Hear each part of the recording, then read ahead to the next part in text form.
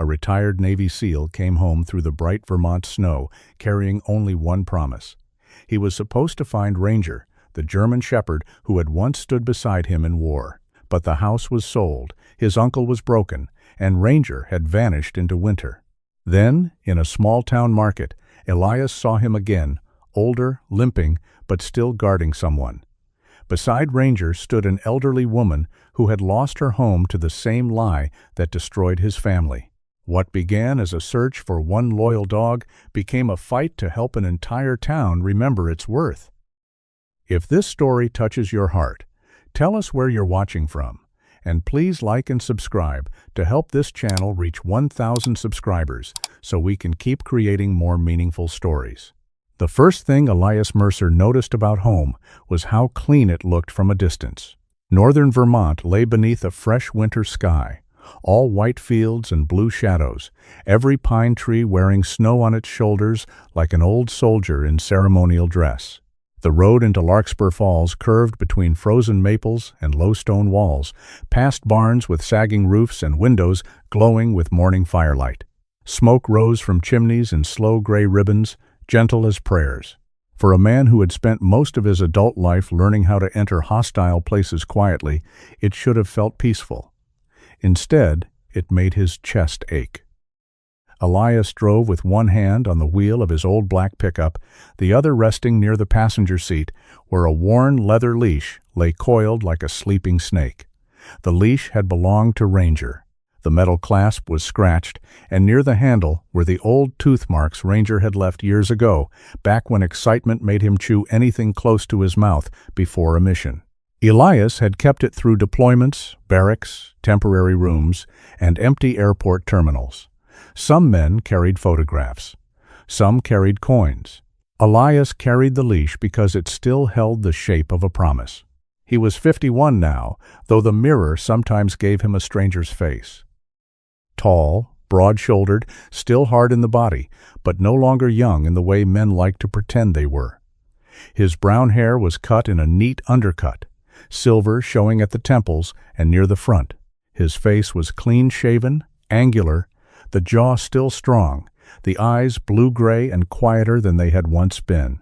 He wore an olive-drab combat shirt under his winter jacket, camouflage sleeves tight over his arms, the old habit of function over comfort still stitched into him. 2 years earlier, Ranger had been retired before him. The German shepherd's right hind leg had never fully recovered after a bad landing during an operation Elias still did not speak about. Ranger had been 9 now, if Elias counted right. Black and deep gold, left ear torn in a small V, muzzle silvering, eyes like amber glass under stormlight. Elias had signed the retirement papers with a hand steadier than his heart, then sent Ranger to stay with his Uncle Warren until he himself could come home for good. "Just for a while, buddy," Elias had whispered into Ranger's fur that day. Ranger had pressed his head into Elias's chest, heavy and trusting, as if he understood every word and forgave the ones Elias could not say. Now the while was over. Elias turned onto Briar Mill Road, where Warren Mercer's house stood near a slope of white pasture and thin black trees. He remembered the porch first. Warren used to sit there in a faded ball cap, drinking coffee too late in the day and telling stories that grew taller every time they were retold. Ranger would sprawl beside him like a king, pretending not to guard the castle. Elias slowed as the house came into view. The porch had been painted blue. For a moment, his mind refused the detail. Warren hated blue, said it made houses look like they were trying too hard to be cheerful. There were new curtains in the windows. A wooden reindeer stood in the yard. Tire tracks, unfamiliar to Elias, marked the driveway. On the mailbox, the name Mercer was gone. He parked anyway. A woman in a cream sweater opened the door after his second knock. Behind her, a man appeared in the hallway holding a mug. They were both polite in the careful way people became polite when they knew they were about to deliver bad news. Elias asked for Warren. The woman's face softened. "I'm sorry. He doesn't live here anymore. The words hit with no drama, no thunder, only a dull shift inside him, like ice cracking under deep water. "When did he move?" "About 8 months ago," the man said. "We bought the place through the bank." Elias looked past them without meaning to. The hall had new wallpaper. The old coat hooks were gone. Ranger's water bowl was not near the kitchen door. No black and gold shape rose from the rug. No nails clicked across the floor. No low, rough bark announced that the world had finally arranged itself correctly again. "Do you know where my uncle went?" Elias asked. The couple exchanged a glance. The woman folded her arms, not coldly, but as if holding herself together. "There was some trouble. A project he invested in. Hearthridge, I think it was called. Some kind of renewal plan. Hearthridge Renewal Project," the man added. "They were promising senior housing, veteran rehabilitation, animal therapy programs. Big plans, lots of brochures." Brochures. Elias had seen more damage done by clean paper than by dirty knives. The woman continued, "People said your uncle lost nearly everything. I'm sorry. He seemed ashamed when we met him. Ashamed." That word stayed with Elias as he drove away, heavier than anger, uglier than grief. Larkspur Falls looked almost festive as he crossed through town. White lights hung above the square. A bakery window displayed sugared wreaths and loaves of dark bread. Somewhere, a bell rang from a church steeple. The whole place looked touched by grace, yet every time Elias looked closer, he saw small signs of strain. A closed hardware store, a for-lease sign behind frost-streaked glass, an old man scraping snow from a truck with movements too slow for the cold. Warren was not hard to find. Shame often hid poorly. The room he lived in was behind an old gas station at the edge of town, one of 3 temporary units facing a snow-packed lot.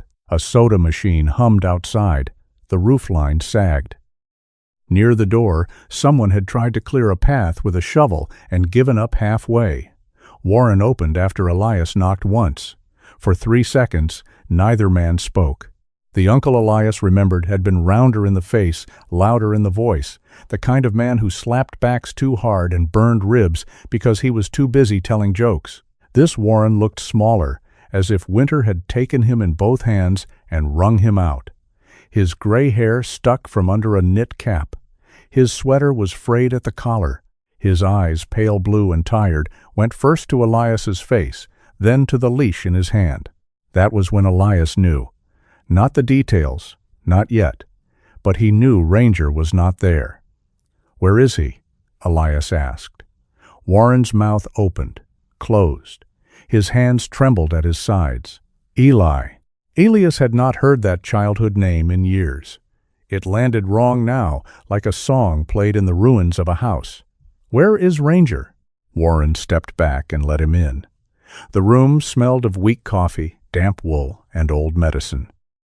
A narrow bed sat against one wall.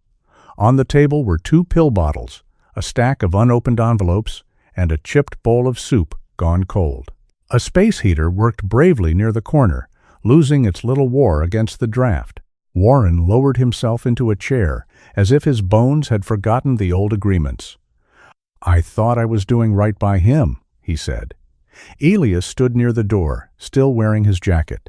He did not trust himself to sit. Warren rubbed both hands together. The skin was cracked at the knuckles.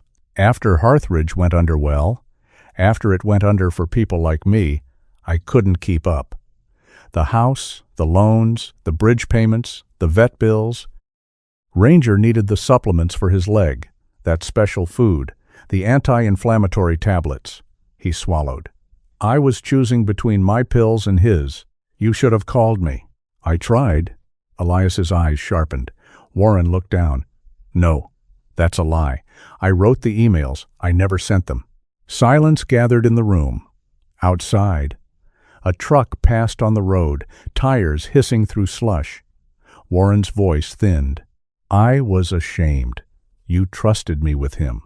You were out there doing God knows what, and I couldn't even keep a dog fed right." "He wasn't a dog." "I know." Warren's face crumpled. I know that now more than ever." Elias looked at the leash in his hand. His fingers had tightened around it until the old leather bent. Warren told the rest slowly, each sentence pulled from him like a nail. A young man named Caleb Voss had come to him after the foreclosure notice. Caleb was the son of Dorian Voss, the director behind Harthridge Development Group. He arrived in a clean SUV, wearing an expensive coat and a kind smile. He said he represented Valor Paws Recovery Trust, a charitable program connected to retired canine care. He said Ranger deserved proper therapy, a heated kennel, a veterinary plan, open land, people trained for dogs like him. He talked like he was rescuing Ranger from me, Warren whispered. And the worst part is, I believed him. Because some part of me was afraid Ranger did need rescuing from me.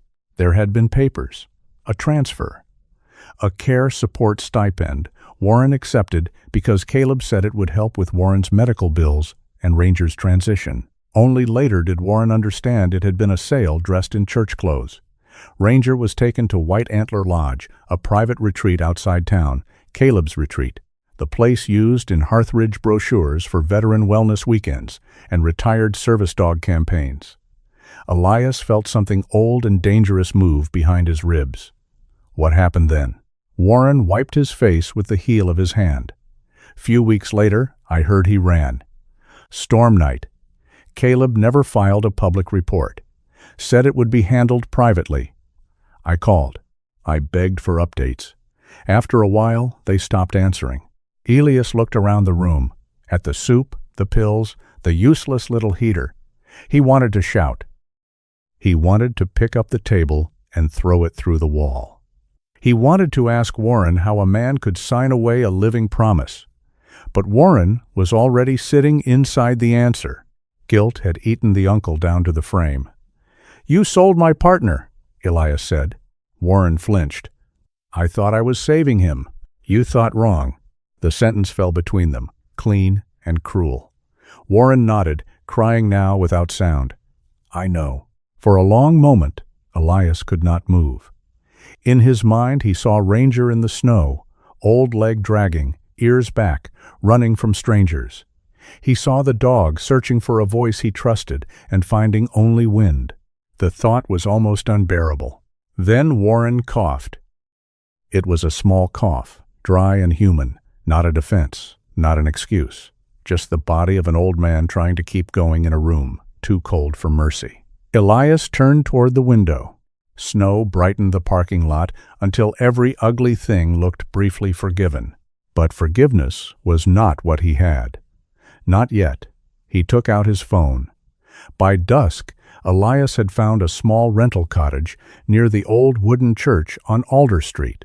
It was not grand, but it had heat, a working stove, a dry roof, and a bedroom where the window did not rattle in its frame.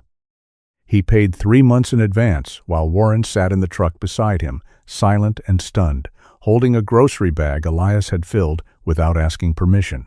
"You don't have to do this," Warren said when they reached the cottage. Elias shut off the engine. "I know." "Then why?" Elias looked at the house, at the porch light glowing against the snow. "Because you're still my uncle." Warren covered his face. Elias did not comfort him. Not with a hand on the shoulder. Not yet. Some bridges could not be rebuilt while the fire was still hot. He carried Warren's few bags inside. A sweater. A framed photograph of Warren and Elias's father. A dented Zippo lighter. 2 books. A stack of medical papers. No trace of Ranger, except for an old blanket folded at the bottom of one bag, black and gold hairs still caught in the wool. Elias saw it. Warren saw him see it. Neither man spoke. Later, after Warren had fallen asleep in the warm house, with his boots still beside the bed, Elias stepped out into the yard. Night had settled blue over Larkspur Falls. Snow fell under the porch light in slow, shining pieces, bright as ash from a quiet heaven. He uncoiled Ranger's leash. The metal clasp swung gently. There, near the curve, was the old bite mark Ranger had made years ago while waiting for Elias to open the truck door before a mission. Elias rubbed his thumb over it. He remembered Ranger's weight against his leg, the torn left ear, the silver beginning around his muzzle, the way the dog could turn a roomful of fear into order simply by standing beside him. "I came back," Elias whispered. The words disappeared into the snow. Then he clipped the leash to nothing, held it once like a vow, and folded it carefully into his jacket. He had no map yet, no trail, no certainty that Ranger was alive. But Elias Mercer had spent half his life entering places where hope had no business surviving. This time, he would do it for the one soul who had waited for him without ever understanding why he had gone. And somewhere beneath the bright winter silence, a promise began to walk. By morning, Elias Mercer had stopped asking the obvious questions. In another life, a man might have gone door to door, holding up a photograph and saying, "Have you seen this dog?" But Elias had learned long ago that the obvious question often made people guard the obvious answer. So he asked smaller things. Had anyone seen large paw prints near the alley behind the bakery? Had anyone heard a low bark after midnight? Not the yapping of a house pet, but the deep, chest-worn sound of an older working dog? Had anyone noticed an old German shepherd walking beside a cart, or sleeping near the church steps, or watching the street as if he expected orders from someone who never came? Larkspur Falls gave him smiles first. It was a pretty town, and pretty towns often knew how to hide bruises under holiday lights. The square had been dressed for winter with evergreen garlands, brass bells, and a tall Christmas tree wrapped in warm gold bulbs. Snow gathered on awnings and windowsills. The sidewalks had been cleared into narrow paths where boots whispered over salt and packed ice. A statue of a mill founder stood in the center of the square with a white cap of snow on his head, looking more embarrassed than noble. People were polite, too polite. An older man outside the post office said he might have seen a dog months ago, then remembered he had an appointment. A woman selling knitted hats told Elias there were always strays near the dumpsters in winter, then lowered her voice when he mentioned Harthridge and said, "Best not to stir that pot." At the feed store, a clerk looked at the photograph of Ranger on Elias's phone and went still for half a second. Then he shrugged and said, "Hard to tell. Lots of shepherd mixes around." There were not lots of shepherd mixes around, not in a town this small. Not with a torn left ear and a silvering muzzle and eyes that could hold a man in place better than a command. By noon, Elias had learned more from silence than from speech. He had also learned where people went when they wanted warmth but did not want to be found. The Blue Lantern Bakery sat on the corner of Maple and Wren, its windows fogged with heat, its sign painted in dark blue with a lantern hanging from a shepherd's hook. The smell struck Elias before he opened the door. Butter, cinnamon, dark coffee, apples softening in sugar. For one strange second, the scent made him think of every kitchen he had missed while pretending not to miss anything. A bell above the door gave a mild, silver ring. Behind the counter, Mara Ellison looked up from sliding a tray of bread from the oven. She was 48, though her face had the alert, practical youthfulness of someone who had never had the luxury of moving slowly. Brown hair was tied low at the back of her neck. Flour marked one cheek like a careless fingerprint. She wore a dark blue apron over a cream sweater, and a pencil rested behind her ear, as if she might need to calculate grief by the pound. "You're the Mercer man," she said. Elias paused near the door. "Word travels. In this town, word doesn't travel, it leaks." Mara set the tray down. "Coffee? I'm looking for a dog."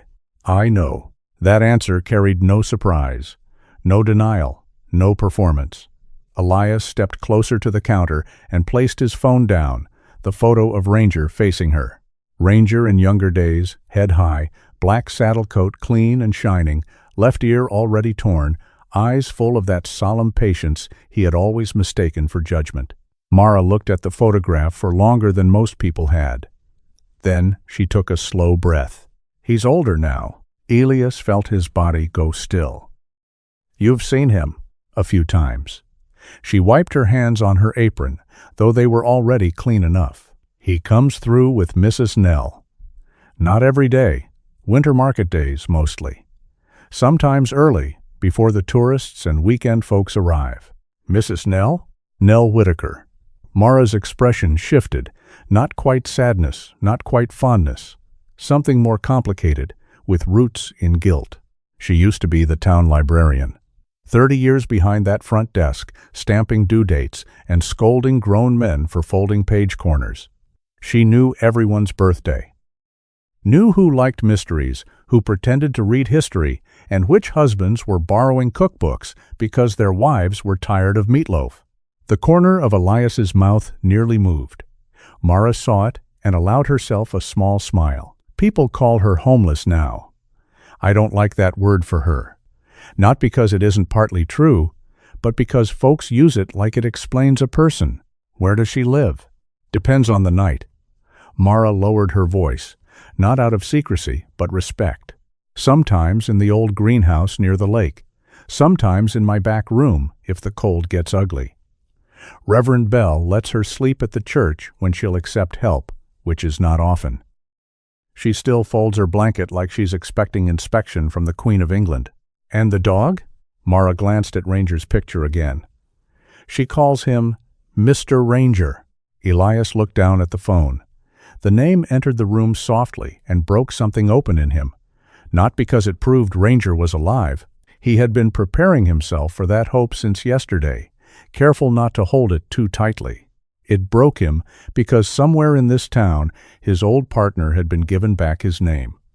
Mara saw the change in him and did not rush to fill the silence. That made Elias trust her a little. "She didn't take him," Mara said. "If that's what you're thinking, I wasn't." "Good." Because Nell wouldn't steal a crust of bread, even if she was starving. She'd ask if it had been marked for disposal, then apologize to the bread. This time Elias did almost smile. Mara leaned against the counter. "The winter market opens again this afternoon. If Nell comes, she'll bring him. He doesn't like crowds, but he watches them for her." "For her?" "Yes." Mara's eyes softened. "He walks on the street side of the cart." Elias swallowed. He remembered Ranger doing the same with him in narrow alleys overseas, placing himself between Elias and whatever might come from the dark. The old dog had not forgotten. He had simply found someone else who needed guarding. Outside, the market was being assembled under a clean, bright fall of snow. Vendors raised canvas canopies and brushed white powder from folding tables. Someone stacked jars of honey into pyramids. A woman arranged wool mittens by color. A man with a red nose tuned a fiddle beneath the awning of the general store, fighting winter with cheerful incompetence. Elias waited near the bakery's side window, where he could see the square without standing in the middle of it, like a man expecting an ambush. Mara brought him coffee in a paper cup and said nothing about the fact that he did not drink it. An hour passed, then another. Snow settled on Elias's shoulders. He barely noticed. Every black and brown shape pulled his eyes. Every deep sound made his hand close around. Nothing. Near 3 o'clock, the crowd shifted around a lane between stalls selling candles and dried apples. Elias heard the cart first. One wheel squeaked faintly, turning with stubborn rhythm over packed snow. Then came a low sound. Not a bark. Not quite. A breath pushed through an old chest, a rough warning to someone who had stepped too close. Elias turned. At the far edge of the market, an old woman in a faded blue coat stood beside a wire cart covered with folded blankets, books, and a tin cup tied by string to the handle. She was small, almost swallowed by her coat, but she stood with the careful dignity of someone who still remembered every rule of proper posture. Silver hair had been pinned low beneath a wool hat. Her gloves did not match. Her eyes, from across the market, looked light and sharp. Beside her stood Ranger, older, thinner, real. The black over his back had dulled but not faded. The gold on his legs was darker from wet snow. His muzzle was white now, far whiter than in Elias's last memory of him. The torn V in the left ear remained. His right hind leg carried a stiffness that made Elias's own body ache in answer. But the eyes were Ranger's, amber, grave, unfooled.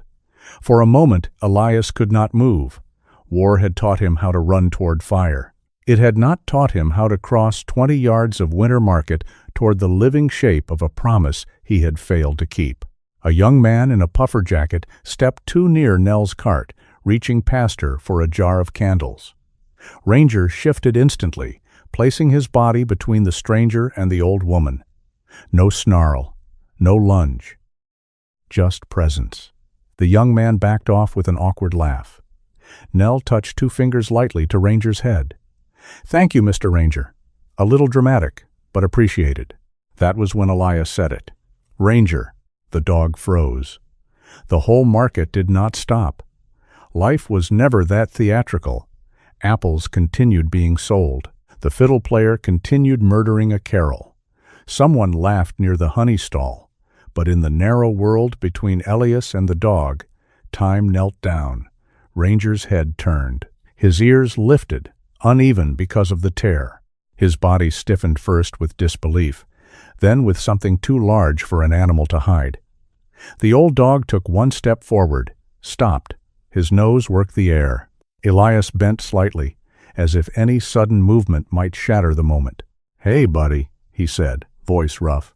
"I came back." Ranger moved. Not like the powerful young K9 Elias remembered. Not with perfect speed or clean muscle. He came with a limp, with age, with a body that had survived too much snow and too many strange hands. But he came as if every step had been waiting 2 years to happen. Elias dropped to 1 knee before he meant to. Ranger struck his chest with both front paws and nearly knocked him backward into the snow.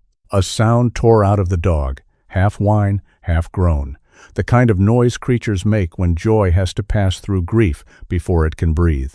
Elias wrapped both arms around him.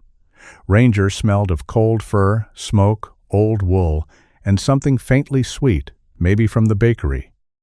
Elias buried his face in the dog's neck, where the fur was thick despite the gray, and for the first time since coming home, he stopped holding himself like a man under inspection. "I'm sorry," he whispered. Ranger pressed harder against him, as if apology was not the language he had waited for. Contact was, weight was, the returned heartbeat was. People had turned to watch now. Elias did not care. Nell Whitaker stood a few steps away with her hands on the cart handle.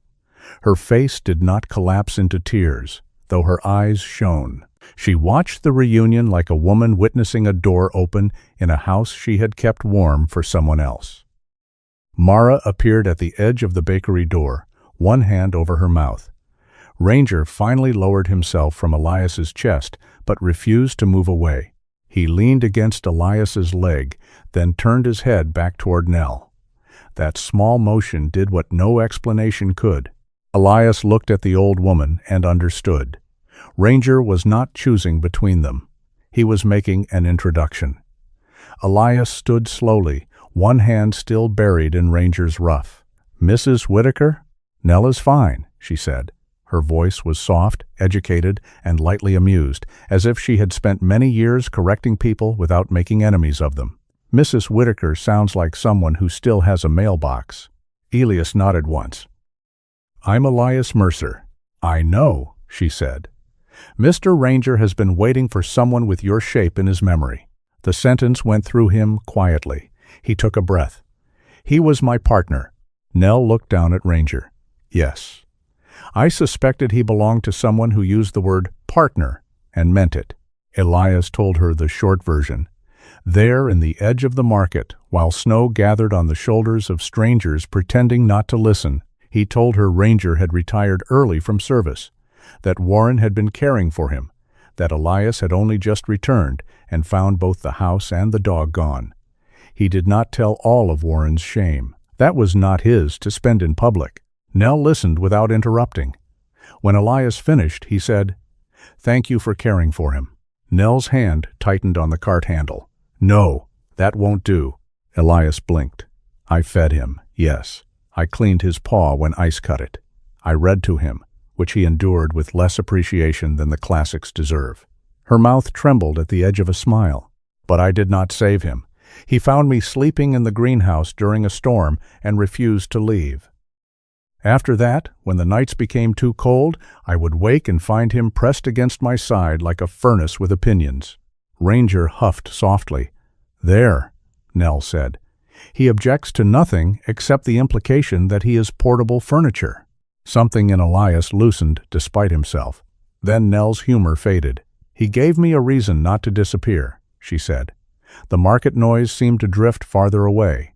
Elias looked at her cart. Blankets folded square, 2 old library books wrapped in cloth, a dented thermos, a small metal bowl clipped to the side, a life reduced to careful arrangements. Not chaos, not surrender. Order, maintained like a candle cupped against wind. "You lost your home to Harthridge," Elias said. Nell's eyes lifted to his. For the first time, caution entered them. Mara had stepped closer now, but stayed silent. Nell looked from Elias to Ranger, then toward the cheerful stalls and the glowing bakery windows, as if measuring how much truth the pretty square could bear. "I signed papers," she said. "That is what they'll tell you.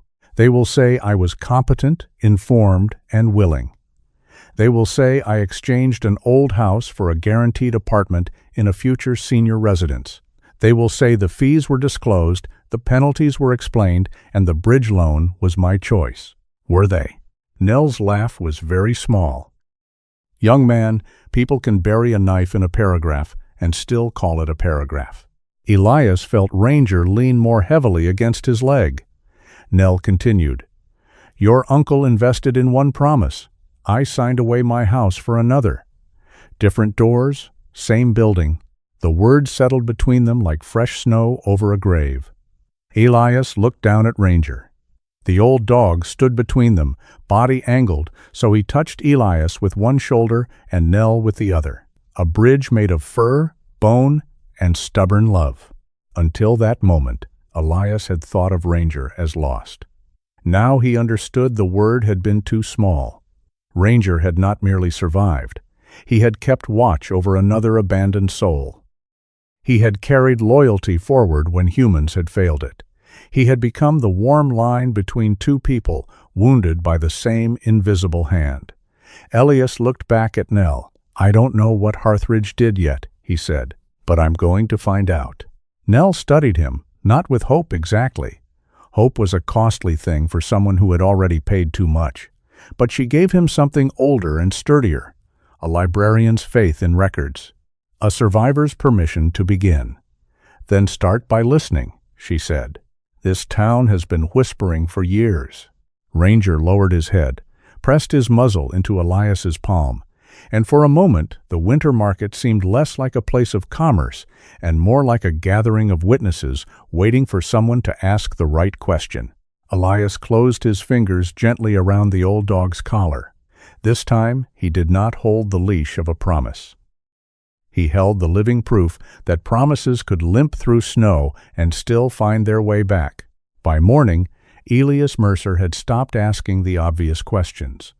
In another life, a man might have gone door to door holding up a photograph and saying, "Have you seen this dog?" But Elias had learned long ago that the obvious question often made people guard the obvious answer. So he asked smaller things. Had anyone seen large paw prints near the alley behind the bakery? Had anyone heard a low bark after midnight? Not the yapping of a house pet, but the deep, chest-worn sound of an older working dog? Had anyone noticed an old German shepherd walking beside a cart, or sleeping near the church steps, or watching the street as if he expected orders from someone who never came? Larkspur Falls gave him smiles first. It was a pretty town, and pretty towns often knew how to hide bruises under holiday lights. The square had been dressed for winter, with evergreen garlands, brass bells, and a tall Christmas tree wrapped in warm gold bulbs. Snow gathered on awnings and windowsills. The sidewalks had been cleared into narrow paths where boots whispered over salt and packed ice. A statue of a mill founder stood in the center of the square with a white cap of snow on his head, looking more embarrassed than noble.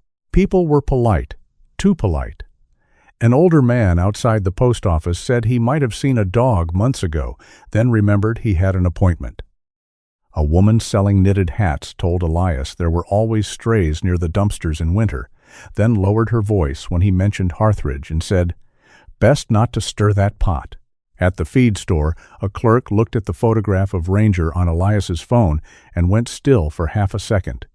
Then he shrugged and said, "Hard to tell. Lots of shepherd mixes around." There were not lots of shepherd mixes around. Not in a town this small. Not with a torn left ear and a silvering muzzle and eyes that could hold a man in place better than a command. By noon, Elias had learned more from silence than from speech. He had also learned where people went when they wanted warmth, but did not want to be found. The Blue Lantern Bakery sat on the corner of Maple and Wren, its windows fogged with heat, its sign painted in dark blue, with a lantern hanging from a shepherd's hook. The smell struck Elias before he opened the door. Butter, cinnamon, dark coffee, apples softening in sugar. For one strange second, the scent made him think of every kitchen he had missed while pretending not to miss anything. A bell above the door gave a mild silver ring. Behind the counter, Mara Ellison looked up from sliding a tray of bread from the oven. She was 48, though her face had the alert, practical youthfulness of someone who had never had the luxury of moving slowly. Brown hair was tied low at the back of her neck. Flour marked one cheek like a careless fingerprint.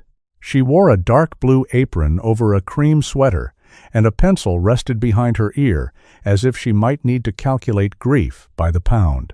"You're the Mercer man," she said. Elias paused near the door. "Word travels. In this town, word doesn't travel. It leaks." Mara set the tray down. "Coffee? I'm looking for a dog." "I know." That answer carried no surprise, no denial, no performance. Elias stepped closer to the counter and placed his phone down, the photo of Ranger facing her. Ranger in younger days, head high, black saddle coat clean and shining, left ear already torn, eyes full of that solemn patience he had always mistaken for judgment. Mara looked at the photograph for longer than most people had. Then she took a slow breath. "He's older now." Elias felt his body go still. "You've seen him." "A few times." She wiped her hands on her apron, though they were already clean enough. "He comes through with Mrs. Nell. Not every day. Winter market days mostly. Sometimes early, before the tourists and weekend folks arrive." "Mrs. Nell?" "Nell Whitaker." Mara's expression shifted. Not quite sadness, not quite fondness. Something more complicated, with roots in guilt. She used to be the town librarian.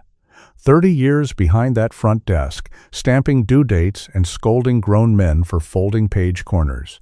She knew everyone's birthday, knew who liked mysteries, who pretended to read history, and which husbands were borrowing cookbooks because their wives were tired of meatloaf. The corner of Elias's mouth nearly moved. Mara saw it and allowed herself a small smile. People call her homeless now. I don't like that word for her. Not because it isn't partly true, but because folks use it like it explains a person. Where does she live? Depends on the night. Mara lowered her voice, not out of secrecy, but respect. Sometimes in the old greenhouse near the lake. Sometimes in my back room, if the cold gets ugly. Reverend Bell lets her sleep at the church when she'll accept help, which is not often. She still folds her blanket like she's expecting inspection from the Queen of England. And the dog? Mara glanced at Ranger's picture again. She calls him Mr. Ranger. Elias looked down at the phone.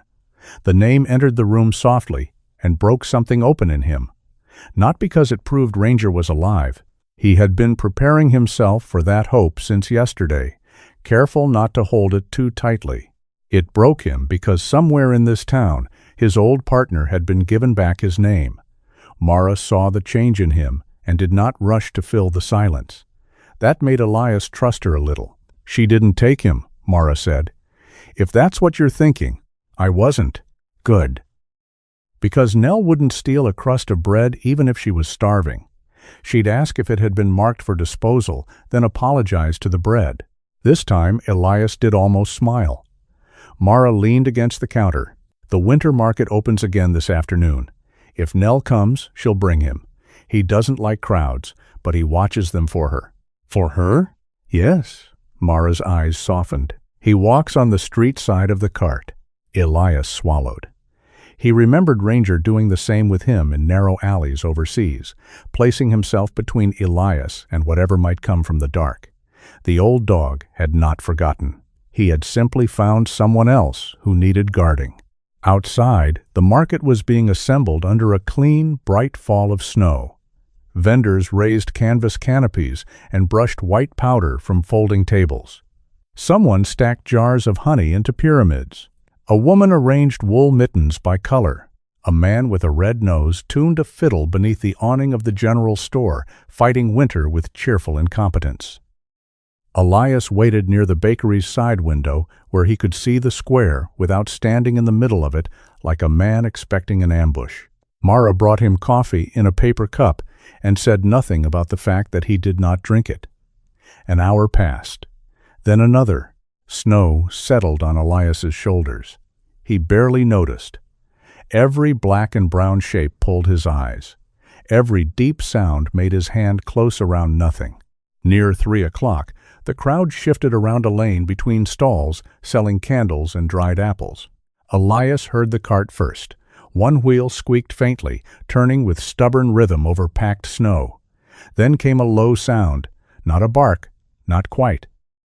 A breath pushed through an old chest, a rough warning to someone who had stepped too close. Elias turned. At the far edge of the market, an old woman in a faded blue coat stood beside a wire cart covered with folded blankets, books, and a tin cup tied by string to the handle. She was small, almost swallowed by her coat, but she stood with the careful dignity of someone who still remembered every rule of proper posture. Silver hair had been pinned low beneath a wool hat. Her gloves did not match. Her eyes, from across the market, looked light and sharp. Beside her stood Ranger, older, thinner, real. The black over his back had dulled, but not faded. The gold on his legs was darker from wet snow. His muzzle was white now, far whiter than in Elias's last memory of him. The torn V in the left ear remained. His right hind leg carried a stiffness that made Elias's own body ache in answer. But the eyes were Ranger's, amber, grave, unfooled. For a moment, Elias could not move. War had taught him how to run toward fire. It had not taught him how to cross 20 yards of winter market toward the living shape of a promise he had failed to keep. A young man in a puffer jacket stepped too near Nell's cart, reaching past her for a jar of candles. Ranger shifted instantly, placing his body between the stranger and the old woman. No snarl, no lunge. Just presence. The young man backed off with an awkward laugh. Nell touched 2 fingers lightly to Ranger's head. "Thank you, Mr. Ranger. A little dramatic, but appreciated." That was when Elias said it. Ranger, the dog froze. The whole market did not stop. Life was never that theatrical. Apples continued being sold. The fiddle player continued murdering a carol. Someone laughed near the honey stall. But in the narrow world between Elias and the dog, time knelt down. Ranger's head turned. His ears lifted, uneven because of the tear. His body stiffened first with disbelief, then with something too large for an animal to hide. The old dog took 1 step forward, stopped. His nose worked the air. Elias bent slightly, as if any sudden movement might shatter the moment. "Hey, buddy," he said, voice rough. "I came back." Ranger moved. Not like the powerful young canine Elias remembered. Not with perfect speed or clean muscle. He came with a limp, with age, with a body that had survived too much snow and too many strange hands. But he came as if every step had been waiting 2 years to happen. Elias dropped to 1 knee before he meant to. Ranger struck his chest with both front paws and nearly knocked him backward into the snow. A sound tore out of the dog, half whine, half groan, the kind of noise creatures make when joy has to pass through grief before it can breathe. Elias wrapped both arms around him. Ranger smelled of cold fur, smoke, old wool, and something faintly sweet, maybe from the bakery. Elias buried his face in the dog's neck, where the fur was thick despite the gray, and for the first time since coming home, he stopped holding himself like a man under inspection. "I'm sorry," he whispered. Ranger pressed harder against him, as if apology was not the language he had waited for. Contact was, weight was, the returned heartbeat was. People had turned to watch now. Elias did not care. Nell Whitaker stood a few steps away with her hands on the cart handle. Her face did not collapse into tears, though her eyes shone. She watched the reunion like a woman witnessing a door open in a house she had kept warm for someone else. Mara appeared at the edge of the bakery door, one hand over her mouth. Ranger finally lowered himself from Elias's chest, but refused to move away. He leaned against Elias's leg, then turned his head back toward Nell. That small motion did what no explanation could. Elias looked at the old woman and understood. Ranger was not choosing between them. He was making an introduction. Elias stood slowly, one hand still buried in Ranger's ruff. "Mrs. Whitaker? Nell is fine," she said. Her voice was soft, educated, and lightly amused, as if she had spent many years correcting people without making enemies of them.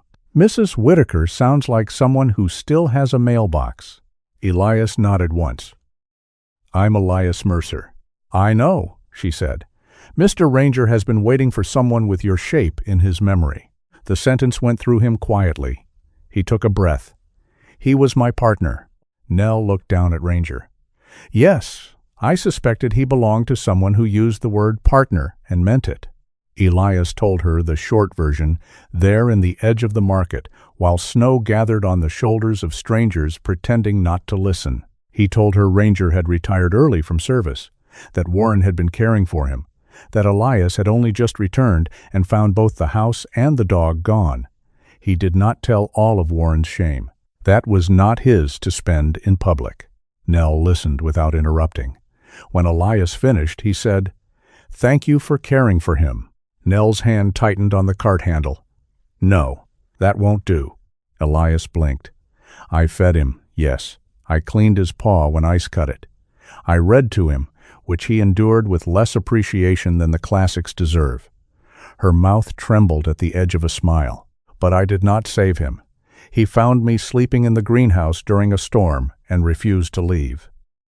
After that, when the nights became too cold, I would wake and find him pressed against my side like a furnace with opinions."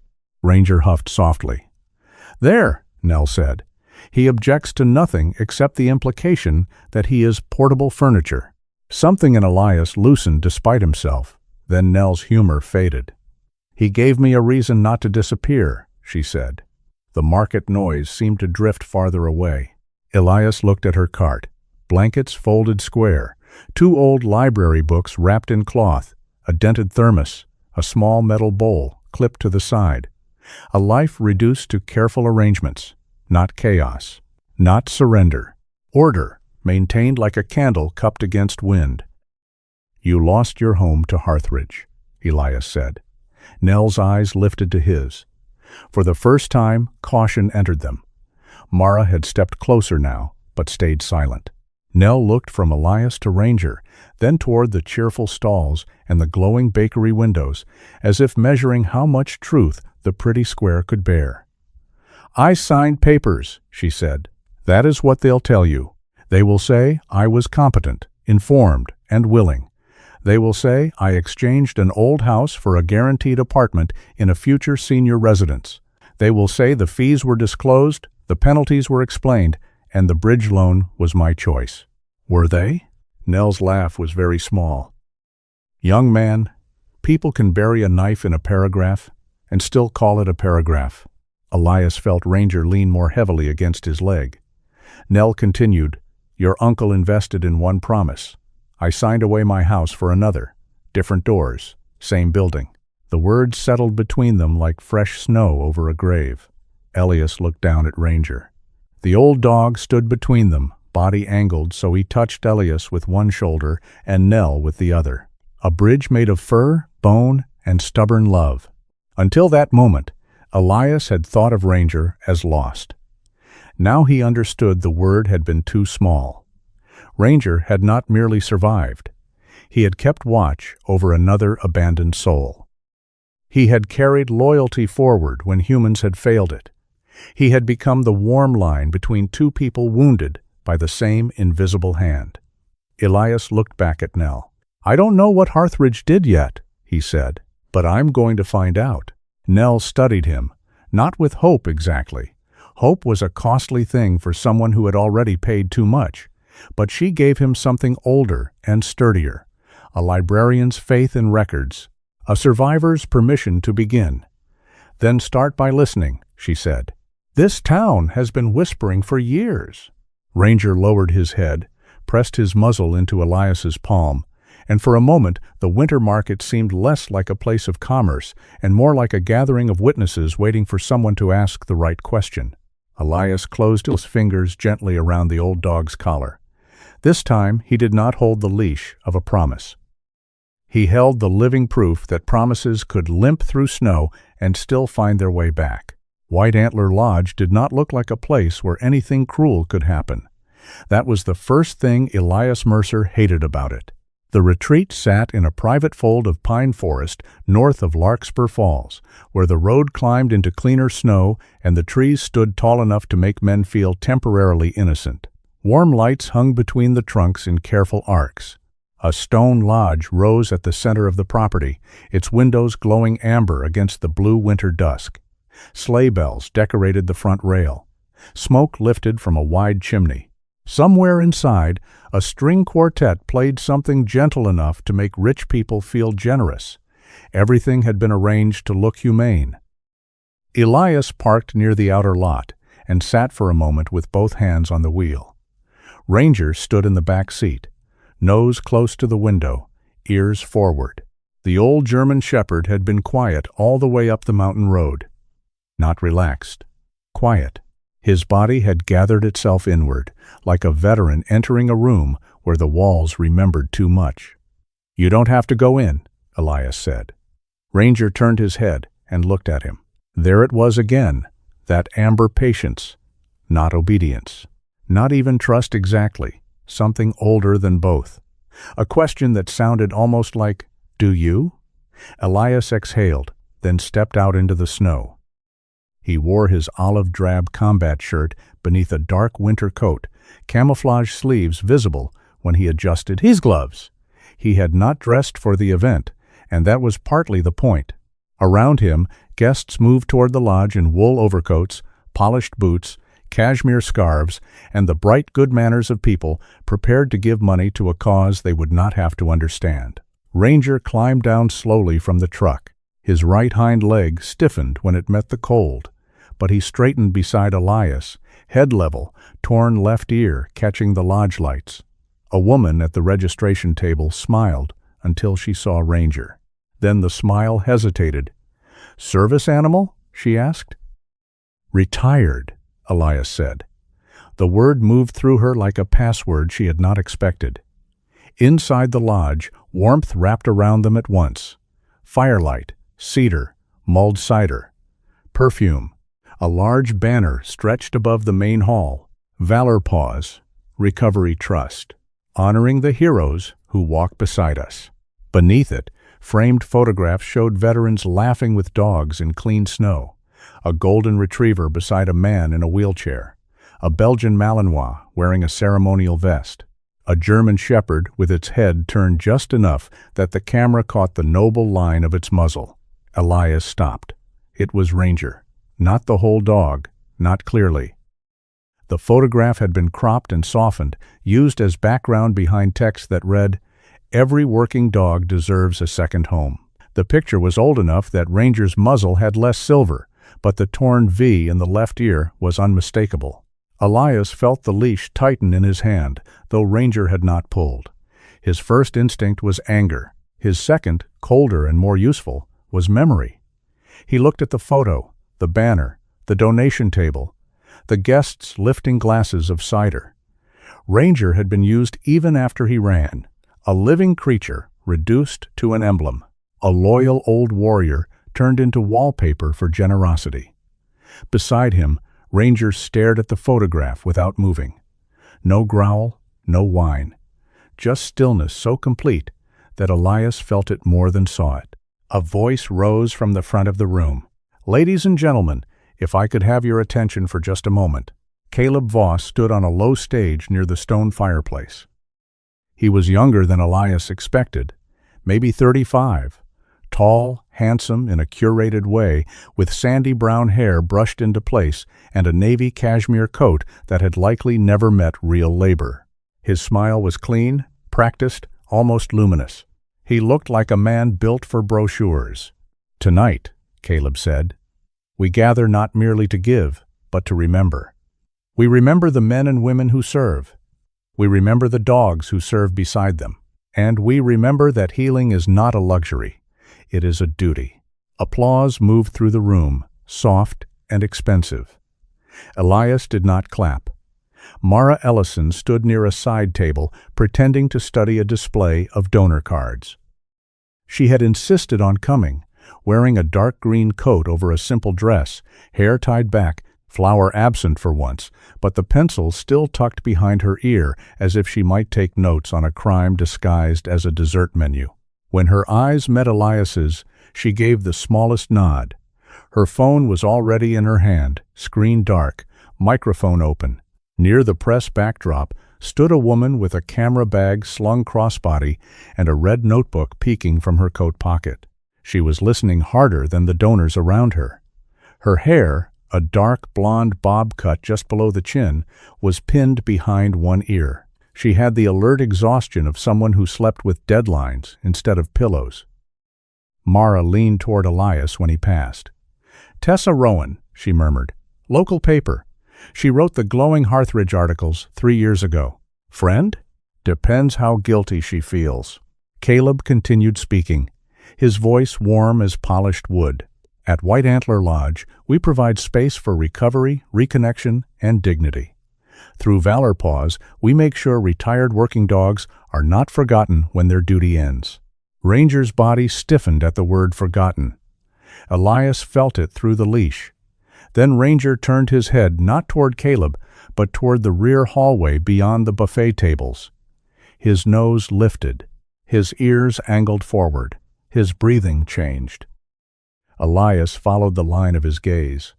A staff-only door stood half-hidden behind a garland of pine branches. Beyond it, through a narrow window, Elias could see the faint outline of a service corridor leading toward smaller outbuildings. A generator hummed somewhere outside, low and steady beneath the music. Ranger took one step back. Not fear of a man, not aggression, recognition. Elias lowered his hand to the dog's neck. "I've got you." Ranger did not look away from the door. When Caleb stepped down from the stage, donors surrounded him immediately. He accepted their praise like a man accepting sunlight. Then his eyes found Elias. The smile held. Only his face forgot to breathe. It lasted less than a second, but Elias had spent too many years watching people hide terror under trained expressions. Caleb knew Ranger. Worse, he had not expected Ranger to be standing alive under the banner that used him. Caleb recovered and crossed the room. "Well," he said, extending a hand, "this is a surprise." Elias did not take it. Caleb's hand drifted down with practiced grace, as if refusal had been his idea. "You must be Elias Mercer, and you're Caleb Voss. I was sorry to hear about your uncle's difficulties." Warren was a good man caught in a hard transition. "Hard transition," Elias repeated. Caleb's eyes flicked to Ranger. "And this must be Ranger. He looks better than I feared." The dog stood still. His body was not lunging, not barking, not performing the anger men like to understand, but his tail had gone low, and the muscles under his shoulders had tightened. "You had his file transferred to Valor Paws," Elias said. Caleb tilted his head. Warren signed the necessary documents. "We were trying to place Ranger in an appropriate care environment, without notifying me. My understanding was that Warren was the civilian guardian of record. You understood exactly what helped you." A faint flush moved up Caleb's neck, then vanished. "Mr. Mercer, Your uncle was overwhelmed. Ranger needed medical support, structure, and a facility equipped for retired working dogs. We rescued him from an unstable situation." The words entered Elias like a blade wrapped in velvet. Behind him, Mara's thumb shifted against her phone. Caleb lowered his voice. "I know this is emotional. Men like you form intense bonds with service animals. That's admirable. But attachment and responsible care aren't always the same thing." Elias stepped closer. Several guests glanced over, sensing weather. "You don't get to call him an attachment." Caleb's smile thinned. "I mean no disrespect. You mean it with excellent manners." For the first time, Caleb's face cracked. Only a hairline fracture, but enough. Tessa Rowan had moved closer under the pretense of photographing the donation display. Her camera hung idle. Her eyes did not. Caleb noticed and shifted back into his stage voice. "Perhaps we should discuss this privately." "Answer one question first," Elias said. "Why didn't you report him missing when he ran?" The nearby air changed. Mara's gaze sharpened. Tessa's hand moved toward the red notebook. Caleb gave a small laugh. "That's not quite accurate. There were internal efforts to locate him." "Internal efforts don't help a dog freezing in the woods." Public reporting would have created confusion around ownership and care protocols. Caleb's tone cooled. "And frankly, some people who sign documents later regret what they signed. That does not make the process improper." Mara stepped forward, gentle as a baker offering pie and dangerous as a woman with the recorder still running. "Do you mean people like Warren Mercer?" Caleb looked at her. "I mean people who want protection but refuse to read what protection requires." Tessa's pen stopped moving. A donor nearby pretended to sip cider and failed. Caleb realized, half a heartbeat late, that he had said too much. Not enough to destroy him, enough to let the varnish smell like varnish. He smiled again, but the room no longer obeyed it. "I'm sure we all agree," he said, "that complicated matters are best handled with care." Elias glanced toward the staff door, where Ranger still watched. "Then let's handle them." He walked away before Caleb could stop him. Mara whispered, "Elias." But Ranger was already moving. Not pulling, not dragging, walking with grim reluctance as if every step toward the rear corridor cost him something. Elias followed him through the staff door into a narrower world behind the lodge's polished face. The music dimmed. The hallway smelled of disinfectant, wet boots, and machine oil. Outside a side exit, snow had drifted against the threshold. Beyond it stood several outbuildings under security lights. One was a storage shed. Another, longer structure had fenced runs attached. Ranger stopped at the door. His breath quickened. Elias knelt beside him, keeping his hand low and open. "We don't have to." Ranger's ears trembled. His eyes remained fixed ahead. Then a man stepped from the shadow of the supply shelves, carrying a bundle of clean towels. He froze when he saw the dog. The towels slipped slightly in his arms. "Ranger," he whispered.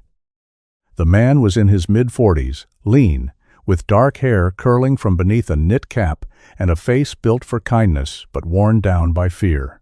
His jacket bore the faded white antler logo, though one sleeve had been patched with tape. His eyes went from Ranger to Elias, then toward the hall behind them, checking for Caleb. "You know him," Elias said. The man swallowed. "I used to work animal care here. Name, Luis Ortega." Ranger took one step toward him. Luis's face tightened, not with fear of being bitten, but with the pain of being recognized by someone he had failed. "I'm sorry," Luis said to the dog. Elias said nothing. Luis looked down at the towels. He was here a few weeks. Caleb wanted photos. Donor pieces. Retired K9 finds healing at White Antler. That kind of thing. His mouth twisted. Ranger wouldn't cooperate, wouldn't look at the cameras, wouldn't stand beside Caleb. One time Caleb snapped at one of the older cleaning women, and Ranger put himself right in front of her. Just stood there, like a wall. "That sounds like him," Elias said. Luis nodded, eyes shining now. After that, Caleb said he was reactive, Said he needed isolation until he adjusted. Ranger's body lowered slightly, as if the word isolation had weight. Luis led them to the long outbuilding. The kennel was empty now, swept clean, too clean. But Ranger stopped before the third run from the end and would not enter. His nose touched the lower edge of the gate. A faint scar marked the wood where something heavy had splintered it once. Luis's voice dropped. "Storm night." Generator blew loud. Like a gunshot, maybe worse in here. He panicked. I'd come to bring him another blanket and water. I left the latch loose while I set the bowl down. He hit that door with everything he had. He touched the patched wood. I should have reported it. Why didn't you? Luis gave a small, hopeless laugh. Because men like Caleb don't just fire you. They make sure every place you might work hears a story about you first. And my mother needed help. Rent was late. I told myself Ranger was trained, strong. He'd survive. His voice broke. And then the storm got worse. Elias looked at the kennel, at the repaired latch, at Ranger standing outside a place where someone had tried to turn him from partner into prop. He expected rage to come hot. Instead, what came was grief so precise it almost steadied him. Ranger had not run away from care. He had escaped performance. Before Elias could answer Luis, Caleb's voice cut through the cold behind them. This area is not open to guests. He stood near the door of the outbuilding, face smooth again, but the eyes had hardened. Two staff members hovered behind him, uncertain. Luis stepped back as if a leash had snapped tight around his throat. Caleb looked at him first. Luis, I believe your contract ended months ago. I was dropping off supplies, Luis said weakly. Of course. Caleb turned to Elias. Mr. Mercer, I've been patient because I respect your service. But wandering into staff areas and interrogating former employees crosses a line. Elias placed himself slightly in front of Ranger. He did not raise his voice. You used him. We cared for him. You photographed him, isolated him, and erased him when he escaped. Caleb's nostrils flared. Then, seeing one of the staff members look toward the lodge, he lowered his tone. Walk with me. Outside, snow had begun again. Soft flakes bright in the security lights. Caleb led Elias a short distance away from the kennel, where the music from the lodge returned faintly, cheerful and obscene. I can solve this, Caleb said. Elias waited. Your uncle's losses were unfortunate. I can arrange compensation, quietly, enough to stabilize him. Caleb adjusted his expensive watch, a small, nervous motion his smile could not hide. Mrs. Whitaker can be placed in one of our partner housing units once the next phase clears. As for Ranger, no one at Valor Paws needs to make a claim. He can remain with you. You're offering to let me keep my own dog. I'm offering peace. No, Elias said. You're offering a receipt. Caleb's eyes cooled. You should be careful.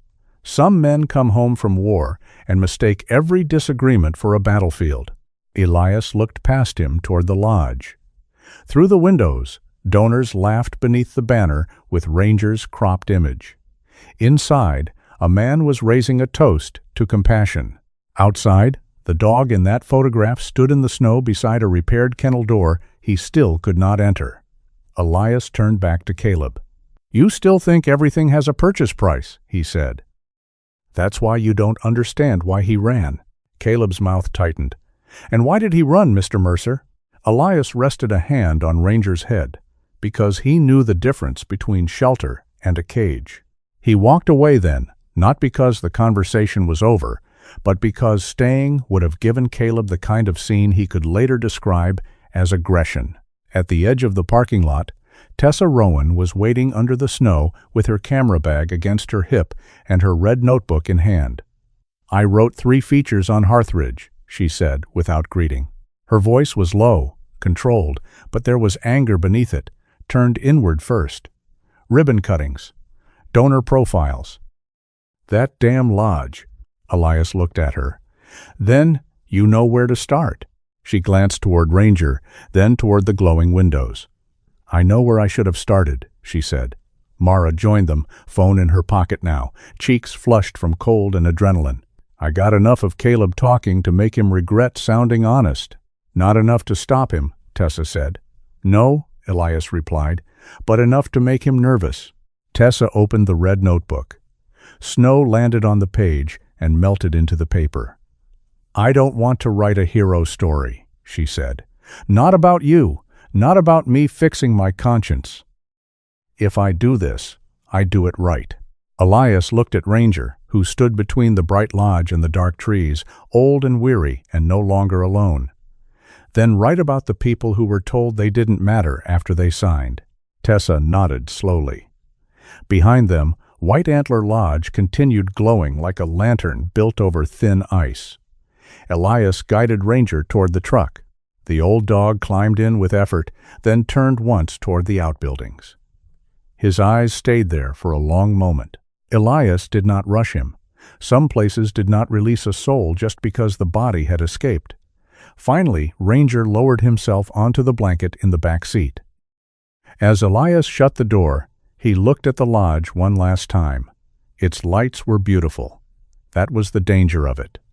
Cruelty rarely wore horns when a halo would raise more money. By the time they drove down the mountain road, Tessa Rowan had already begun rereading the first article she had ever written about Harthridge. This time, she was not looking for a quote. She was looking for the first lie she had helped make believable. The story did not break over Larkspur Falls like thunder. It came in smaller weather.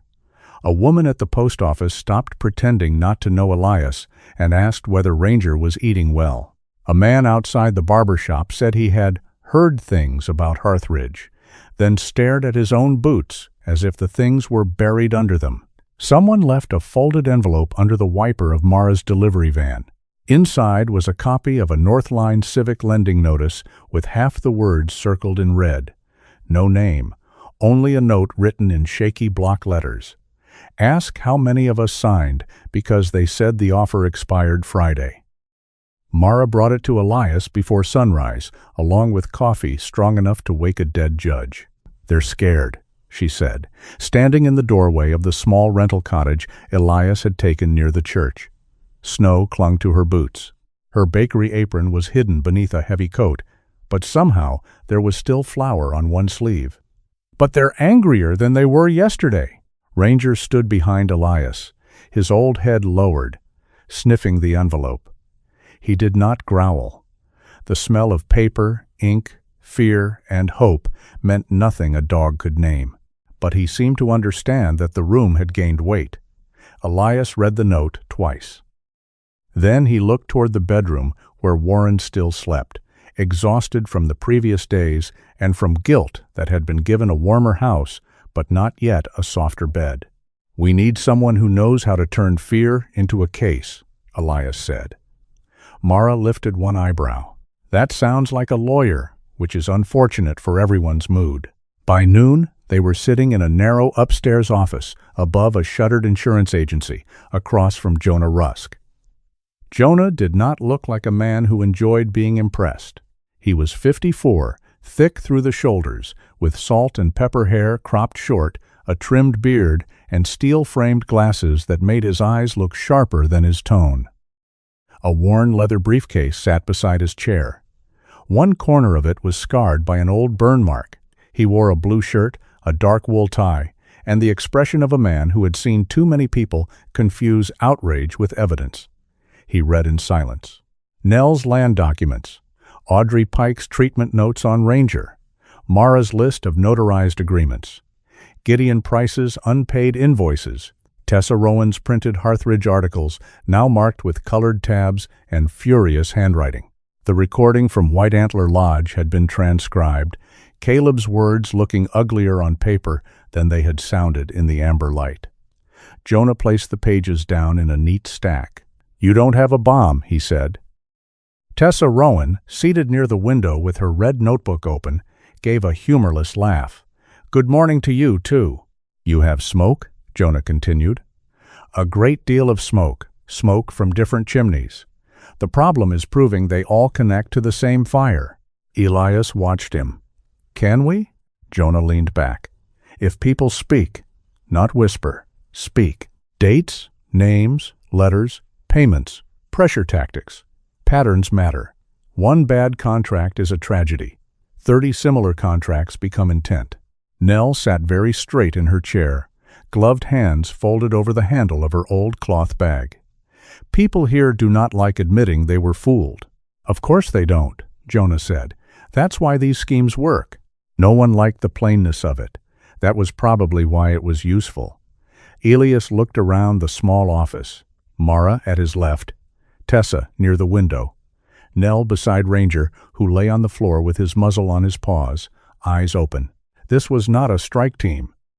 It was a baker, a former librarian, a reporter trying to atone, a lawyer with no patience for drama, and an old dog who smelled faintly of snow and wood smoke. Yet, for the first time, the shape of the work seemed possible. Not easy, possible. Then we listen, Elias said. So they did. For the next 2 days, Larkspur Falls began arriving in pieces. Some came to Mara's bakery and sat at the back table with untouched coffee cooling in front of them. Some met Elias in parked trucks, engines running against the cold. Some spoke only to Tessa, refusing to be recorded at first, then calling her back an hour later to say they had changed their minds. Gideon brought 3 cardboard boxes from his storage unit and announced that if anyone mocked his filing system, he would deny them electrical service in the afterlife. The stories were not identical. That was what made them real. An old barber named Carl Fenwick had signed away a narrow strip of land behind his shop because a Harthridge consultant told him it was needed for access improvement. Later, he learned the strip included the little garden his late wife had planted with lilacs and mint. He had refused to speak to Elias at first, snapping that men with military posture made him nervous. Then Ranger walked into the shop. The old dog sniffed the black and white checkered floor, sneezed at the smell of hair tonic, and slowly lowered himself beside Carl's chair. Carl stared at him for a long moment. "That dog looks like he knows bad news before people say it," the barber muttered. Ranger rested his chin on Carl's shoe. Carl's mouth trembled.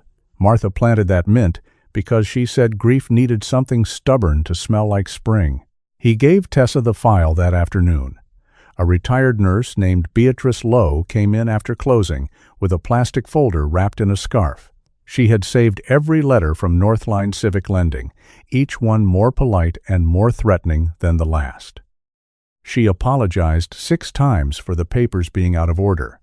Mara told her there was no moral failing in disorganized terror and gave her soup. Gideon's invoices showed inflated electrical projections submitted by Harthridge months after his work had been rejected for non-compliance. Mara found 5 contracts with the same paragraph repeated under different headings, all written in language Jonah called legal fog with a knife inside. And Tessa changed. At first, she interviewed like a woman building a wall between herself and shame. Then she began leaving longer silences. She stopped asking, "Why did you sign?" and started asking, "What did they tell you would happen if you didn't?" That question opened more doors.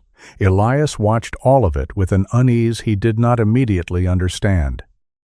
He had expected anger to bind people together. Instead, it was shame that sat at every table first, taking up the best chair, eating the air. Only after shame was heard did anger dare enter. The hardest conversation waited at home. Warren had avoided Ranger since the reunion. Not completely. He filled the water bowl when Elias was out. He left bits of plain chicken near the dog's dish. But he did not call Ranger over. He did not reach without permission. If Ranger entered a room, Warren often found a reason to leave it.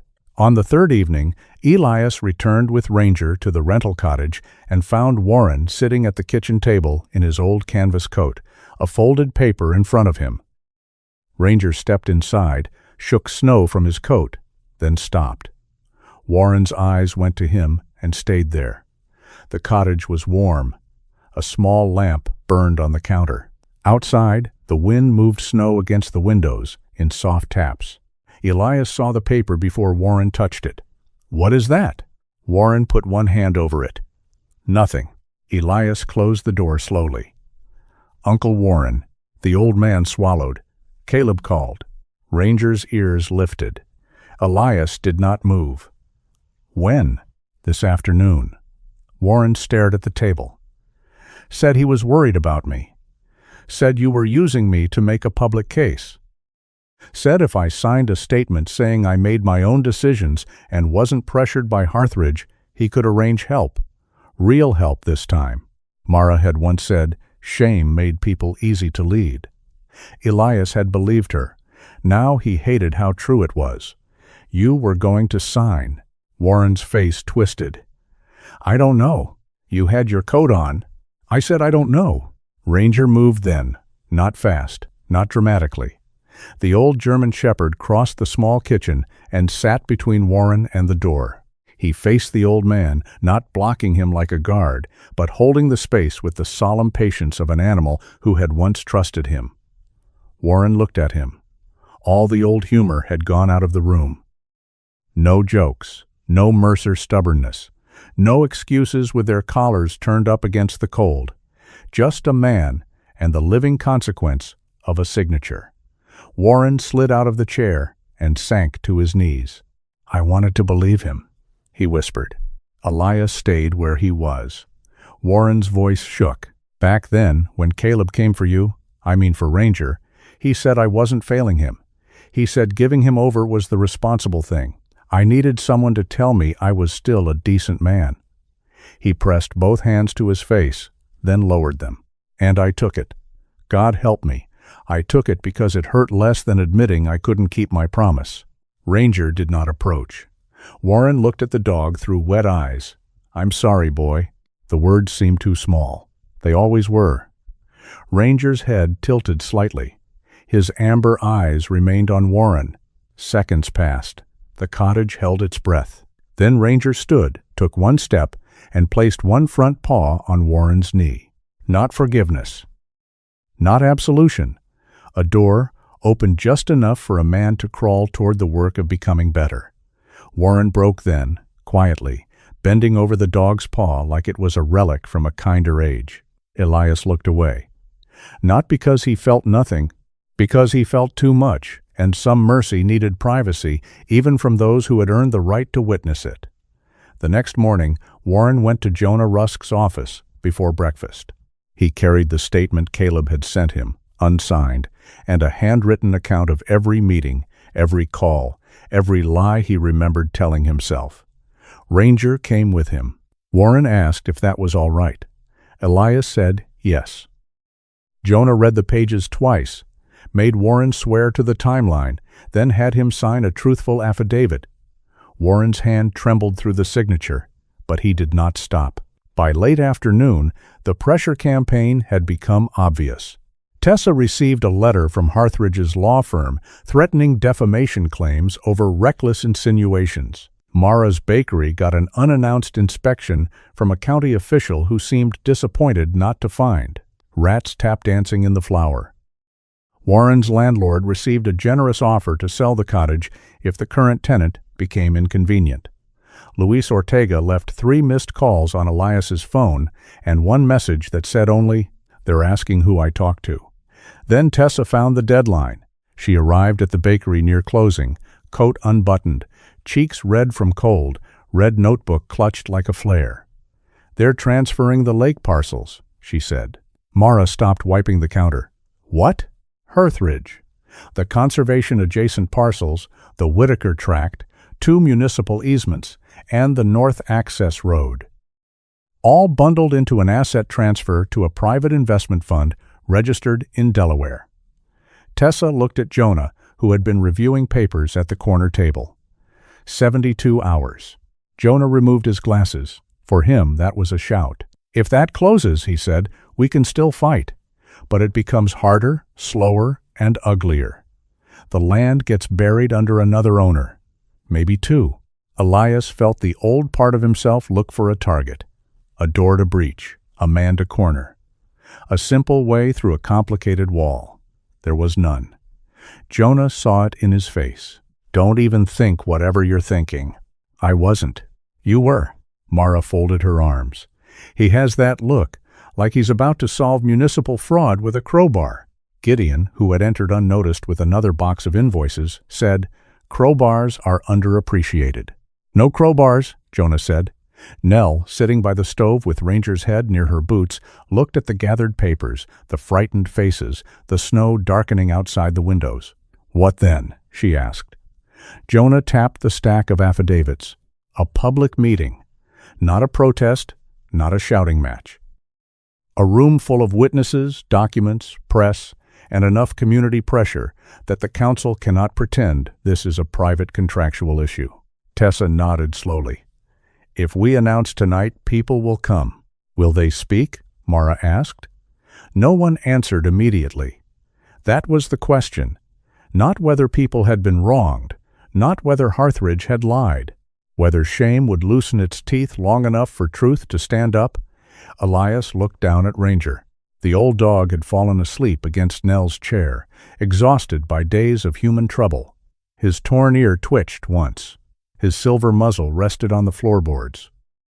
He looked less like a warrior now than an old hearth guardian in some half-forgotten myth, keeping watch even in sleep. Elias thought of doors kicked open, rooms cleared, orders given in the dark. Then he thought of Carl Fenwick's mint garden, Beatrice's shaking hands, Mara's guilt, Warren kneeling in the kitchen, Nell's library card, yellowed with gratitude. This was not a battlefield he could cross alone. This was a room everyone had to enter together. He lifted his eyes to Jonah. "Set the meeting."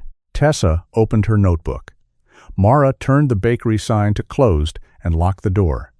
Gideon set his box on the table, like ammunition. Nell straightened her scarf. Warren, standing near the back, looked pale, but did not leave. Outside, Larkspur Falls glittered under fresh snow, beautiful enough to lie for.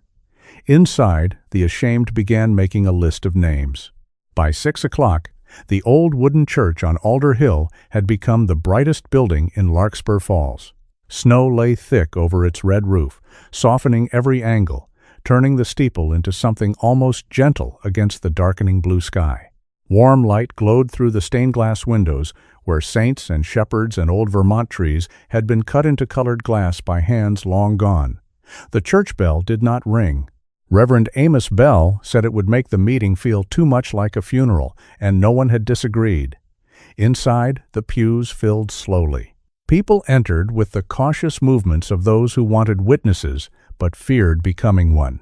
Coats came off. Gloves were folded. Boots knocked snow onto the old plank floor. No one laughed loudly. No one claimed a seat near the front, unless they had already decided which part of themselves they were willing to risk. Reverend Amos Bell stood near the side aisle, tall and narrow in a worn black coat, his white hair brushed back from a forehead creased by weather and worry. He had the kind of face people trusted with casseroles, confessions, and spare keys. He had also let Nell sleep in the church's supply room on the coldest nights, though he always called it the reading room because Nell disliked charity when it came without a proper title. "Full house," Mara whispered. "Not full," Nell said, adjusting the pale scarf at her throat.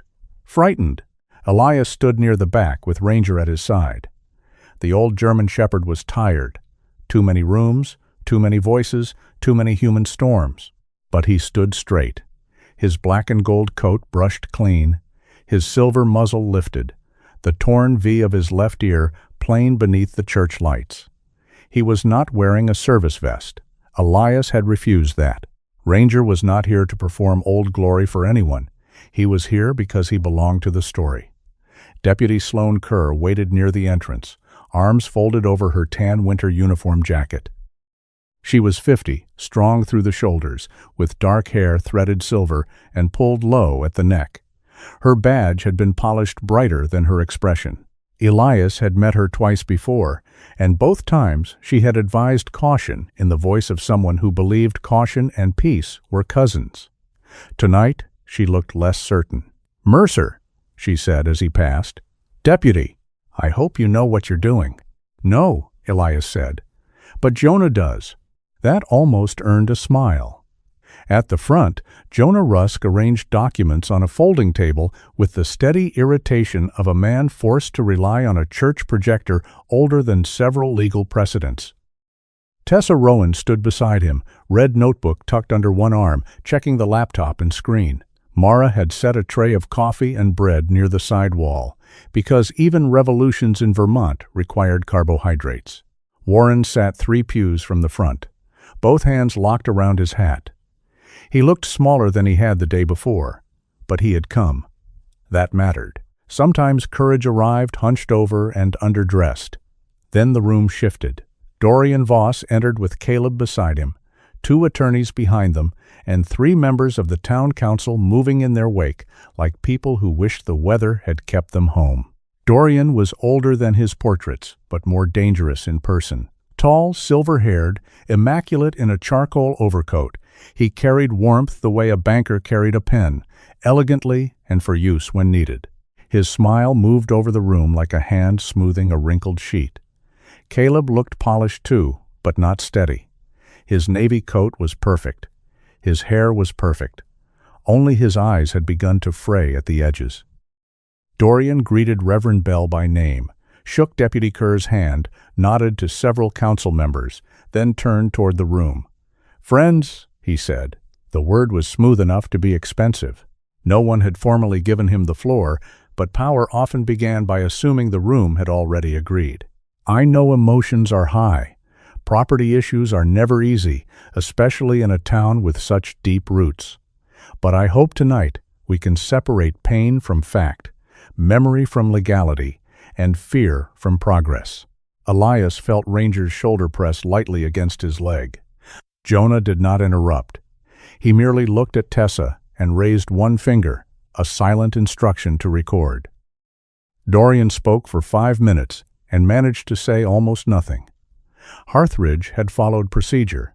Individuals had signed contracts voluntarily.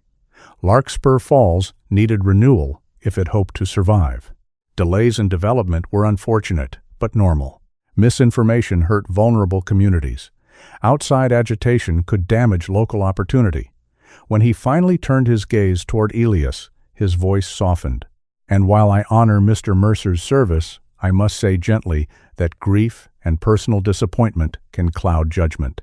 A dispute about an animal, however beloved, should not become a weapon against a project designed to help this town." The sentence worked. Elias felt it happen. A few people shifted. Someone in the back coughed. The story, in Dorian's hands, became smaller. A soldier, a dog, hurt feelings, confusion. Then Nell stood. She did not stand quickly. Age did not give her drama on demand. She placed one hand on the pew in front of her, gathered herself, and rose like a candle flame refusing wind. Reverend Bell moved as if to help her, then stopped when he saw her eyes. "I was the librarian here for 30 years, Nell said. Her voice was not loud. That made people lean in. "I opened the library every morning at 8, except during the ice storm of 2003, when Gideon Price broke a window to get inside and announced that books should not freeze merely because humans were foolish." A ripple of laughter moved through the room. Gideon, near the aisle, muttered, "Still true." Nell smiled briefly. "My house was white," she continued. "It sat near the lake. There were blue shutters, though I always meant to repaint them green. I had a kitchen window that faced east. In winter, the sunrise came through it like a blessing I did not have to earn." No one moved now. When Harthridge approached me, they did not speak of taking. They spoke of honoring. They told me my property would help build safe housing for seniors. They told me I would have a guaranteed apartment. They told me I was not losing a house, but joining a future. She paused. Then the fees came. Then the amended papers. Then the bridge loan. Then the deadlines. Then the notices. And one morning, the key to my own front door no longer opened anything that belonged to me. Mara wiped at her cheek and pretended she was fixing her hair. Nell looked toward Dorian. "You did not only take land, you taught us to be embarrassed that we had believed kind words." That was the crueler theft. The room held that sentence like a coal in both hands. Dorian did not lose his smile, but it became thinner. Jonah nodded to Warren. For a moment, Warren did not move. Elias saw his uncle's hands tighten around the hat, saw the old panic rise. The wish to disappear, to let better people speak, to remain one more quiet man in one more pew. Then Ranger stepped forward. Just one step into the aisle. Warren looked at him. The dog did not go to him yet. He simply stood there, waiting. Warren rose. His voice was rough when it came. "My name is Warren Mercer." Some people turned. Others already knew. Shame had a strange way of making a man famous without giving him company. "I signed papers too," Warren said. "Investment papers, transfer papers. Papers I should have read better, and papers that were written so men like me would be tired before we reached the trap." He swallowed. "I also signed Ranger over to Valor Paws." A murmur moved through the room. Warren closed his eyes briefly. "I told myself I was doing the right thing." Caleb Voss told me Ranger needed professional care. I wanted to believe him because believing him made me feel less like a failure. Caleb's jaw tightened. Warren looked down at his hat. "I accepted money they called care support. It was money for my bills. I knew enough to feel ashamed, not enough to stop. Then Ranger ran from the place they took him, and I said nothing because by then my shame had become the only roof I had left." Elias felt the words cut cleanly. Not because they excused Warren, because they did not. Warren turned toward the aisle. "I'm sorry." Ranger walked to him then. The old dog moved slowly, past the pews, claws clicking on the wooden floor. When Warren's voice failed, Ranger placed his head beneath the old man's hand. No one clapped. Thank God, no one clapped. It would have cheapened the moment. They simply watched a man begin paying the first honest coin toward a debt he could never fully erase. Tessa stepped up next. The projector flickered to life behind her. Not smoothly. It blinked, whined, and displayed the desktop for 3 awkward seconds before the first document appeared. Somehow that made the room trust it more. A polished presentation would have felt like Dorian's world. This one felt assembled by tired people with evidence and coffee. Tessa did not perform. She showed the 1,998 conservation map, then the amended boundary, then the chain of entities. Hearthridge Development Group, Valor Paws Recovery Trust, Northline Civic Lending, the Mobile Notary Service, the legal firm drafting identical clauses under different headings. Jonah explained only what needed explaining. This is not proof of every claim. It is enough to justify an emergency halt and state review. Mara played Caleb's recorded line from White Antler Lodge. People who want protection, but refuse to read what protection requires. The room changed after that. Not dramatically. More like a river realizing the ice above it had cracked. Beatrice Lowe stood and held up the lending letters she had kept in a scarf. Carl Fenwick spoke of his wife's mint garden, then stopped and had to sit. Gideon presented invoices with a fury so organized it almost resembled prayer. Doctor. Audrey Pike, standing near the side wall in her waxed canvas coat, testified that Ranger's injuries and fear responses were consistent with confinement and escape, not proper care. Luis Ortega took the longest to stand. He sat near the back, hat in both hands, dark eyes fixed on the floor, while Caleb watched him with a warning disguised as disappointment. Deputy Kerr shifted her weight. Elias wondered if she would intervene. She did not. Luis stood. His voice was barely audible at first. Ranger was kept in the third kennel from the end. He was used for donor materials. He was isolated after he refused to pose. His fingers twisted the knit cap. "I brought him water the night he got out." "I didn't report it right. I was scared." Caleb rose halfway. "Luis, I would strongly advise you." Deputy Kerr's voice cut across the room. "Sit down, Mr. Voss." Caleb stared at her. She did not repeat herself. He sat. That was when Dorian's smile finally left. Only for a second. but the room saw the man beneath the language. Dorian stood slowly. This is becoming a spectacle. Anecdotes, emotional recollections, a frightened former employee, a dog? No, Elias said. He had not planned to speak. He had promised himself not to become the center of the room. But there were moments when silence stopped being discipline and became surrender. He walked to the front, Ranger returning to his side as if they had crossed 1,000 thresholds together.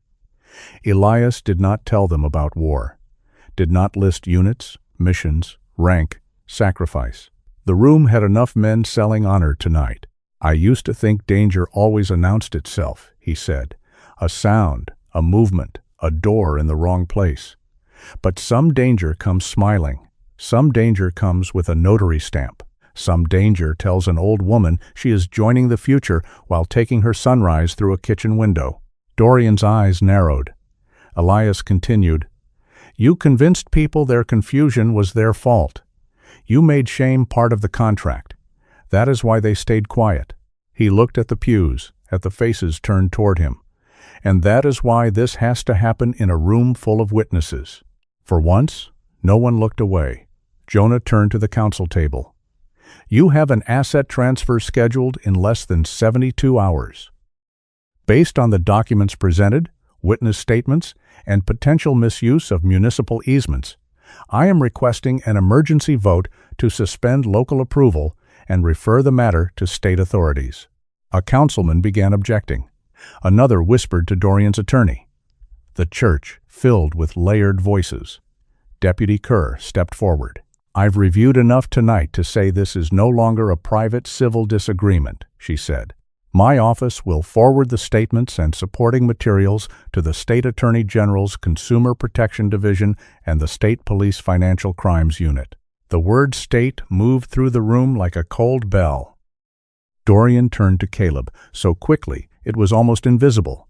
But Caleb saw it, the small shift, the calculation, the father measuring where blame might be placed. Caleb's face changed. All his life, perhaps, he had wanted Dorian's approval. Tonight he saw something clearer. In a collapsing house, his father would use him as a beam and walk out under his weight. Caleb stood. "Dad," he said quietly. Dorian did not look at him. Not now. Caleb's hand moved to his coat pocket. He pulled out his phone. "I have access," he said. The attorneys froze. Dorian turned then.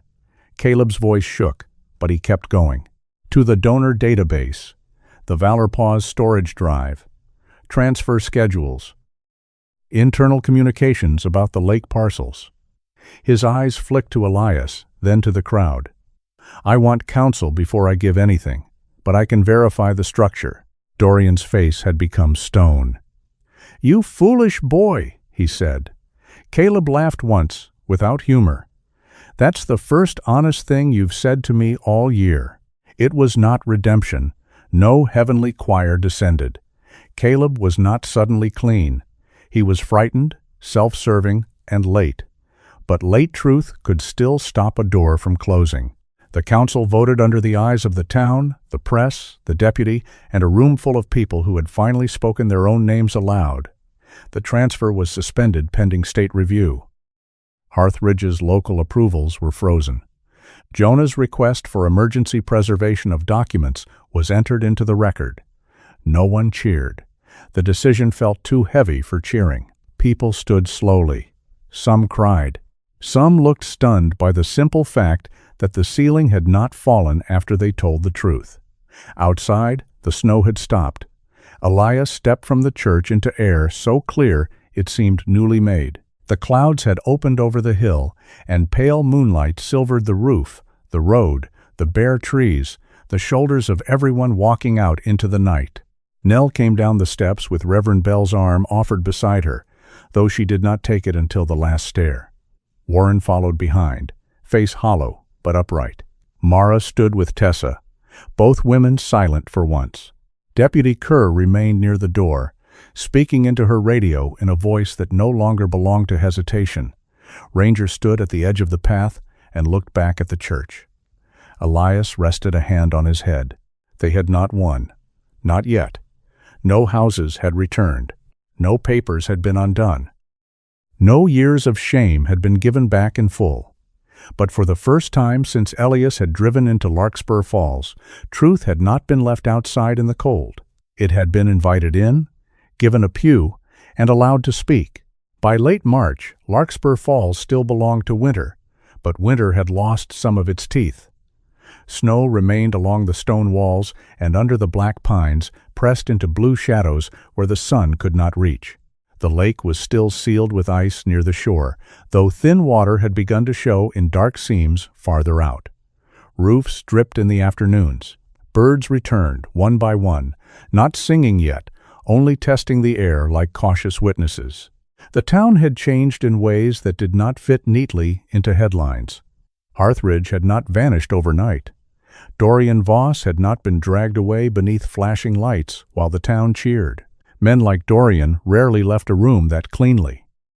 They moved into hearings, motions, frozen accounts, revised statements, and photographs taken from courthouse steps where their smiles no longer worked as well as they once had. Caleb cooperated, but not beautifully. He gave investigators access to donor drives, internal schedules, and communications that connected Valor Paws, Northline Civic Lending, and Harthridge's development arm. He did not do it because his soul had suddenly become new snow. He did it because he had finally seen the shape of the pit his father intended to leave him in. Still, truth did not ask whether the hand offering it was noble. Some Harthridge assets were frozen. The lake transfer was canceled. State investigators began interviewing residents. The legal process crawled forward with the slow dignity of an old mule, stubborn and unimpressed by anyone's impatience. But justice did not restore everything. That was the part Elias Mercer respected, though he hated it. Nell Whitaker did not get her White House by the lake back, not whole. The roof had leaked through 2 winters. Mold had reached the back wall. The kitchen window that once caught sunrise had cracked from frame to sill. The ownership dispute still sat in legal mud, and even if it cleared, the house would need more money than Nell had ever wanted anyone to spend on her. So she moved into a small apartment near the old library. It had 1 bedroom, narrow shelves, a kettle that shrieked like an offended bird, and a window facing a maple tree. Mara helped hang blue curtains. Gideon complained about the wiring and fixed it without being asked. Reverend Bell delivered a rocking chair he claimed had been taking up theological space in his office. Nell accepted the apartment with the gravity of a queen receiving a smaller kingdom. "My old house is like a book dropped in water," she told Elias one afternoon while unpacking 3 rescued boxes of library cards. "You cannot pretend the pages are unchanged. But if you dry them gently, some sentences remain." Elias did not answer right away. He had learned that Nell often handed people wisdom disguised as housekeeping. Warren Mercer came 3 times a week to help repair the library. He arrived early, always carrying a toolbox that had belonged to Elias's father, though he had not dared touch it in years. He sanded chairs, tightened hinges, stacked firewood, and made coffee strong enough to qualify as a building material. He did not ask Elias for forgiveness. He had stopped trying to find the right sentence that would unlock the past and release him from it. Instead, he worked. Some days, that was harder to watch than an apology would have been. Elias still felt the old wound when he saw Warren near Ranger, not because Ranger avoided him. He no longer did.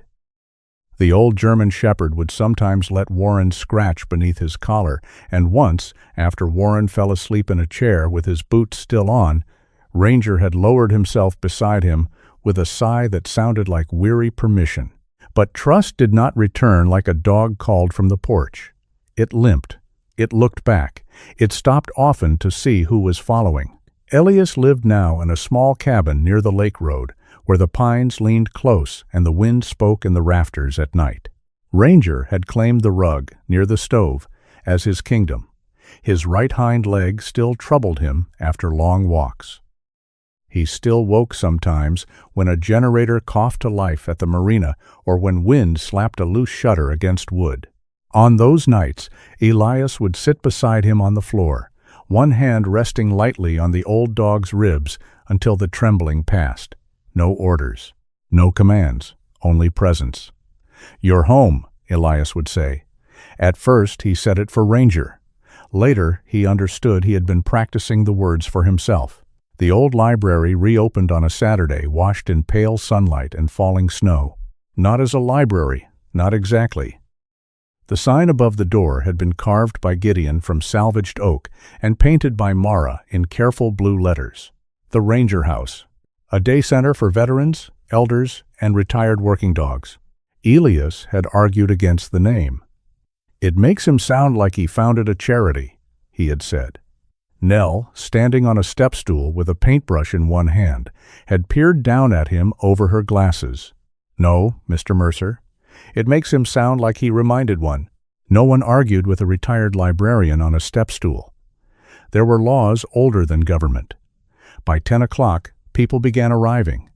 Some brought food, some brought photographs.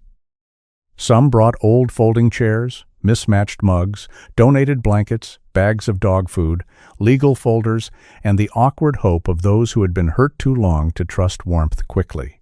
Mara came through the door carrying apple cinnamon bread, 2 soup pots, and the expression of a woman prepared to feed both grief and volunteers until they behaved. Tessa followed with a camera, though she kept it at her side more often than her face. Her first article after the church meeting had not been titled "Hero Dog Saves Town." Elias had thanked her for that. It had been titled "What We Signed, What We Lost, and Why We Stayed Silent." That mattered. Gideon stood on a ladder in the reading room, wiring a row of warm lights while insulting the previous installation with the intimacy of a man addressing an old enemy. "Doctor!" Audrey Pike set up a small corner near the back with rubber mats, a folding exam table, and a jar of treats she labeled "medically necessary bribes." Luis Ortega arrived late, carrying clean towels and a box of donated leashes. He paused at the threshold, as if expecting the building to reject him. Ranger saw him first. The dog rose slowly from his rug near the stove and walked over. Luis held his breath. Ranger sniffed his gloves, then turned and went back to lie down. Luis looked at Elias. "That good or bad? For Ranger?" Elias said. "That's a polite invitation not to make a speech." Luis gave a nervous laugh, then stepped inside. Deputy Sloane Kerr stood near the front desk in uniform, not there to keep order this time, but to help people fill out new witness forms.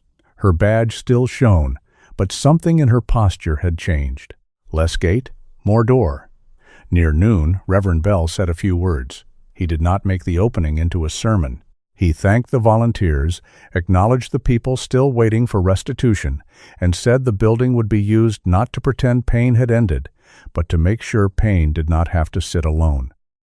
Then Nell cut the ribbon with a pair of library scissors that looked older than Elias. Everyone applauded. Ranger sneezed. Mara leaned down. "Critic!"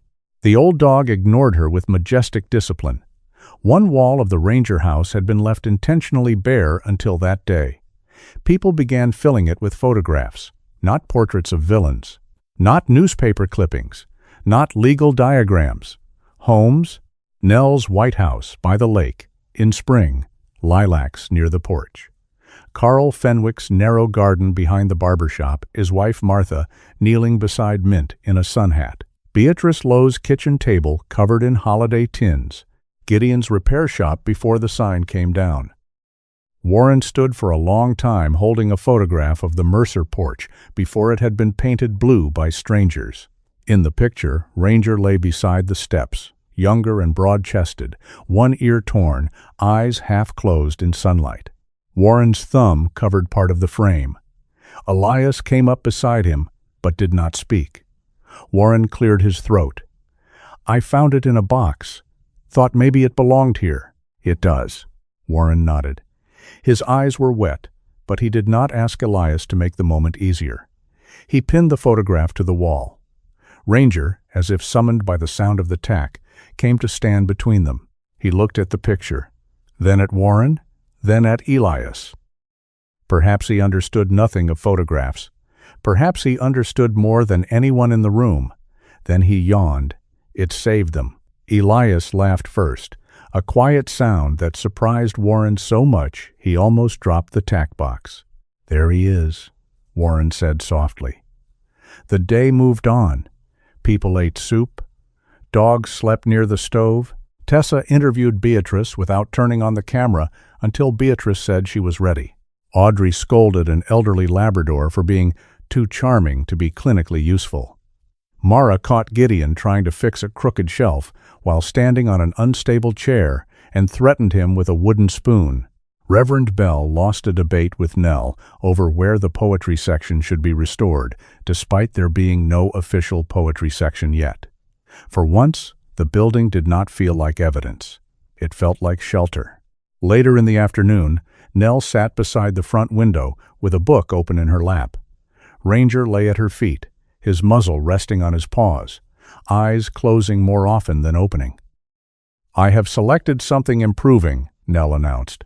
Ranger did not move. "It has themes of perseverance." Ranger sighed. "Do not take that tone with literature, Mr. Ranger." Elias stood nearby, arms folded, watching snow soften the world beyond the glass. "He's asleep." "He is pretending to be asleep to avoid character development." "Smart dog." Nell gave him a look. "You are both poor students."